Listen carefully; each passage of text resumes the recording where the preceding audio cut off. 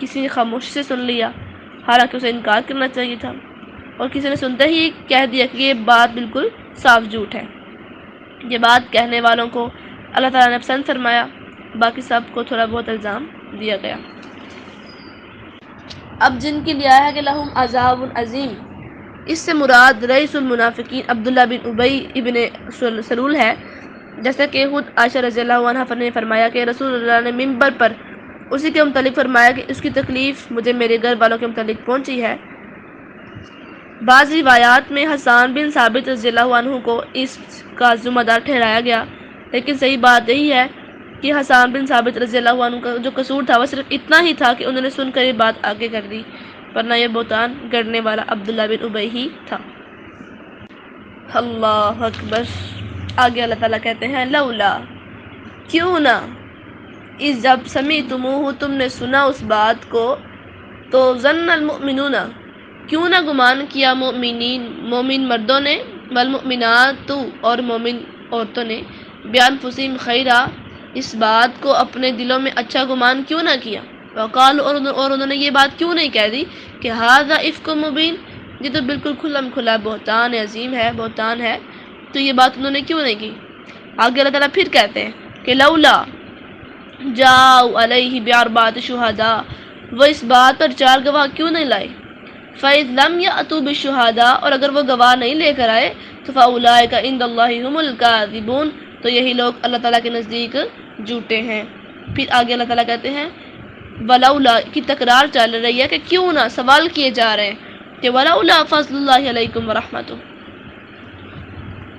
کہ اگر اللہ تعالیٰ کا فضل ان پر نہ ہوتا اور رحمتہ، اس کی رحمت بھی نہ ہوتی، تو فی الدنیا والآخرہ، دنیا اور آخرت میں، تو لمسکم، تو پہنچتا تم کو فیما افضتم، اس چیز کے ساتھ جس میں تم مشغول ہوئے ہو، اس بات کی وجہ سے جس میں تم مشغول ہو گئے ہو، فیہ عذاب عظیم، تو بہت بڑا عذاب تم کو پہنچ جاتا۔ پھر آگے اللہ تعالیٰ کہتے ہیں اذ جب تلقونہ بألسنتکم، جب تم موڑ رہے تھے اپنی زبانوں کو، وتقولون، اور تم وہ کہہ رہے تھے بافواہکم، اپنے منہوں سے وہ بات، ما لیس لکم بہ علم، کہ جس کے بارے میں تمہیں کچھ بھی علم نہیں تھا، وتحسبونہ ہینا، اور تم نے اس بات کو بڑا ہی معمولی سا سمجھ لیا تھا، وہو، اور حالانکہ وہ بات عند اللہ عظیم، اللہ تعالیٰ کے ہاں بہت زیادہ بڑی تھی۔ پھر آگے اللہ تعالیٰ پھر کہتے ہیں ولولا اذ سمعتموہ، اور تم نے جب اس بات کو سنا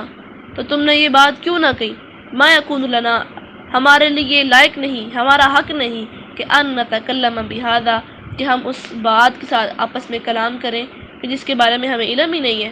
سبحانک، تو پاک ہے، ھذا بہتان عظیم، یہ بہت بڑا بہتان ہے، بہت بڑا الزام ہے۔ تو اللہ تعالیٰ نے اس تکرار کے اندر لوگوں سے سوال کیے ہیں کہ تم نے یہ بات کیوں نہیں کہی، تم نے یہ معاملہ کیوں نہیں کیا۔ اب اس کی تشریح میں ہم پڑھتے ہیں آیت نمبر 12 میں کہ لولا اذ سمعتموہ ظن المؤمنون والمؤمنات بانفسہم خیرا۔ اب اس آیت کے مطلب 3 ہو سکتے ہیں۔ ایک یہ کہ ایسا کیوں نہ ہوا کہ اس بہتان کو سن کر اپنے دلوں میں عائشہ رضی اللہ عنہ کے متعلق لوگوں نے اچھا گمان کرتے اور کہتے کہ یہ بڑا صریح بہتان ہے۔ دوسرا مطلب یہ ہے کہ ایسا کیوں نہ ہوا کہ اس بہتان کو سن کر مومن مرد اور مومن عورتیں اپنے بارے میں اچھا گمان کرتے، یعنی تم اپنے متعلق سوچتے کہ اگر تم اپنی ماں، بہن یا بیٹی کے ساتھ اکیلے ہوتے تو کبھی یہ حرکت کرتے، تو تم نے کیسے گمان کر لیا کہ صفوان اپنی اور تمام مومنوں کی ماں کے ساتھ ایسا خیال بھی کرے گا۔ تیسرا معنی یہ ہے کہ بانفسہم سے مراد دوسرے مومن ہیں، یعنی ایسا کیوں نہ ہوا کہ مومن مرد اور مومن عورتیں جو ہیں انہوں نے اپنے بارے میں، یعنی دوسرے مومنوں کے بارے میں اچھا گمان کرتے، کیونکہ وہ اور دوسرے مومن ایک ہی جسم کے مانند ہیں۔ پھر آگے اسی آیت کا آخر والا حصہ ہے کہ وقالوا ھذا افک مبین۔ اب اس کے اندر آتا ہے کہ یہ صاف جھوٹ اور صریح بہتان ہے، واضح بہتان ہے، اس لیے کہ جو کچھ ہوا اس میں شک کی گنجائش ہی نہیں تھی۔ ام المؤمنین رضی اللہ تعالیٰ عنہا دن کے وقت عین دوپہر کی روشنی میں صفوان بن معطل رضی اللہ عنہ کی سواری پر آ رہی ہیں۔ صفوان مہار پکڑے ہوئے ہیں، پورا لشکر آپ کو دیکھ رہا ہے۔ رسول اللہ صلی اللہ علیہ وسلم بنفس نفیس، یعنی کہ خود اپنی آنکھوں سے اس کو دیکھ رہے ہیں، وہاں پر موجود ہیں۔ اگر بالفرض شک والی کوئی بات ہوتی تو وہ چھپ چھپا کر آتے، اکٹھے آنے کی جرت نہ کرتے اور دن کی بجائے رات کو آتے۔ اس لیے یہ بات واضح تھی کہ ام المؤمنین پر، اور اگر بالفرض شک والی کوئی بات ہوتی تو وہ چھپ چھپا کر آتے، اکٹھے آنے کی جرت نہ کرتے اور دن کی بجائے رات کو آتے۔ اس لیے یہ بات واضح تھی کہ ام المؤمنین پر جو الزام لگایا گیا صاف جھوٹ اور صریح بہتان ہے، اور ایمان والے ہر مرد اور عورت کو یہی کہنا لازم ہے۔ یعنی بہتان لگانے والے اس دعویٰ پر 4 گواہ کیوں نہیں لائے؟ تو جب وہ گواہ نہیں لائے تو وہی اللہ کے ہاں کامل جھوٹے ہیں۔ پھر دوسری بات، یعنی اگر دنیا میں تم پر اللہ کا فضل نہ ہوتا کہ اس نے تمہیں دنیا میں بے شمار نعمتیں دی ہیں، جن میں سے ایک یہ ہے کہ گناہ پر فوراً مواخذہ کی بجائے وہ مہلت دیتا ہے، اور آخرت میں اس کا فضل نہ ہوتا کہ وہ توبہ قبول کرتا ہے اور گناہ بخش دیتا ہے، تو تم جس کام یعنی بہتان میں مشغول ہوئے تھے اس کی وجہ سے تمہیں بہت بڑا عذاب آ لیتا۔ پھر اس کے بعد، یعنی جب تم اس بہتان کو ایک دوسرے سے لے کر اِذْتَلَقَّوْنَهُ بِأَلْسِنَتِكُمْ، یعنی جب تم اس بہتان کو ایک دوسرے سے لے کر آگے بیان کرتے تھے کہ میں نے فلاں سے یوں سنا، فلاں سے یہ، فلاں نے یہ کہا وغیرہ وغیرہ، تو اس کی دلیل یہ ہے کہ تم اسے ایک دوسرے سے لے کر آگے بیان کرتے تھے یا کم از کم اس پر خاموش رہتے تھے، کیونکہ اگر تم اسے معمولی نہ سمجھتے تو سختی سے اس کا انکار کرتے اور ایسی بات کرنے والے کو ٹوکتے، لیکن تم نے وَتَحْسَبُونَهُ هَيِّنًا، تم نے اس کو بڑا معمولی سا، بڑا عام سا اس بات کو جان لیا، حالانکہ میرے رب کے نزدیک بہت بڑی بات تھی۔ آگے اللہ تعالیٰ کہتے ہیں کہ حالانکہ بہتان کسی پر بھی ہو، اللہ کے ہاں وہ بہت بڑا گناہ ہے، تو جب وہ ام المؤمنین پر ہوگا تو کتنا بڑا گناہ ہوگا۔ اب یہ جو آیت نمبر 16 ہے نا، وَلَوْلَا إِذْ سَمِعْتُمُوهُ قُلْتُم مَّا يَكُونُ لَنَا أَن نَّتَكَلَّمَ بِهَٰذَا، یعنی کہ اللہ تعالیٰ یہاں پر پھر کہہ رہے ہیں کہ اور کیوں نہ جب تم نے اسے سنا تو کہا کہ ہمارا حق نہیں ہے کہ ہم اس کے ساتھ کلام کریں، تو پاک ہے، یہ بہت بڑا بہتان ہے۔ اب اس آیت سے پہلے آیت نمبر 13 میں یہ ادب سکھایا تھا کہ جب اچھے لوگوں کے بارے میں کوئی نامناسب بات سنی جائے تو ان کے متعلق اچھا گمان رکھنا لازم ہے۔ اب اس کے متعلق دوسرا ادب بیان فرمایا کہ اگر کوشش کے باوجود کوئی وسوسہ یا خیال دل میں آ جائے تو اسے زبان پر ہرگز نہ لائے، کیونکہ اللہ کے نبی نے فرمایا ہے، اللہ تعالیٰ نے میری امت کے لیے ان باتوں سے درگزر فرما دیا ہے جو وہ اپنے دل میں کریں، جب تک وہ اسے قول یا عمل میں نہ لائیں۔ آپ یہ حدیث بخاری شریف کی حدیث نمبر 6664 میں دیکھ سکتے ہیں۔ یعنی جب تم نے یہ بات سنی تو بجائے اس کے کہ اس پر خاموش رہتے یا اس پر یقین کرتے یا اسے آگے پھیلاتے، تم نے سنتے ہی یہ بات کیوں نہیں کہہ دی کہ ہمارا حق نہیں ہے کہ ہم یہ بات زبان پر لائیں اور ہم اس بات کو اپنی زبان سے نکالیں، بلکہ ایسی بات سے اپنی شدید نفرت کے اظہار کے لیے ساتھ ہی یہ بھی کہنا تھا کہ سبحانک ھذا بہتان عظیم، کہ تو پاک ہے کہ تیرے نبی کی بیوی بدکاری کے ارتکاب سے آلودہ ہو، یعنی کہ اللہ کے نبی ایسی بہتان تراشی سے پاک ہیں۔ دیکھیں نا، اگر کسی کی وائف پر الزام لگایا جا رہا تو در حقیقت وہ اس مرد پر ہوتا ہے۔ اللہ اکبر۔ تو اللہ کے نبی بڑے غمگین تھے ان دنوں میں، پورا ماہ میرے نبی نے تکلیف میں، اذیت میں گزارا۔ حضرت عائشہ رضی اللہ عنہا کا حال تھا کہ وہ کھانا پینا چھوڑ گئی،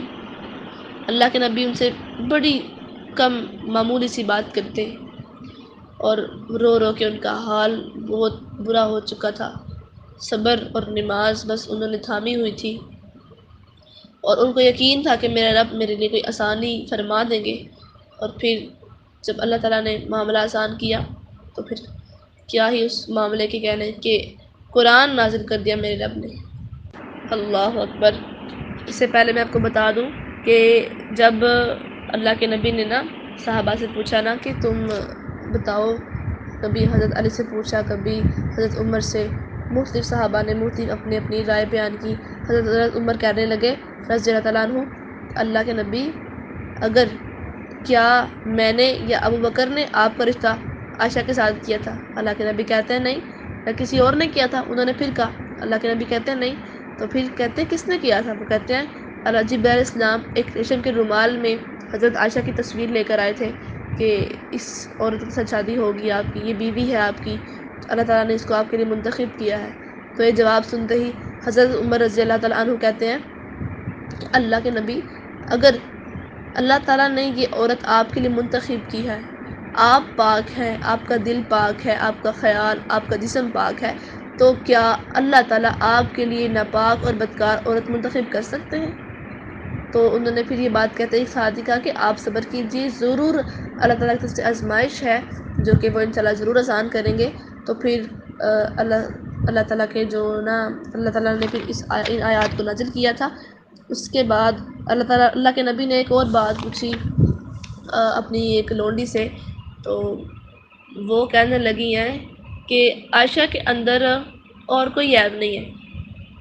بس اتنا سا اس میں عیب ہے کہ یہ آٹا گوندتی ہے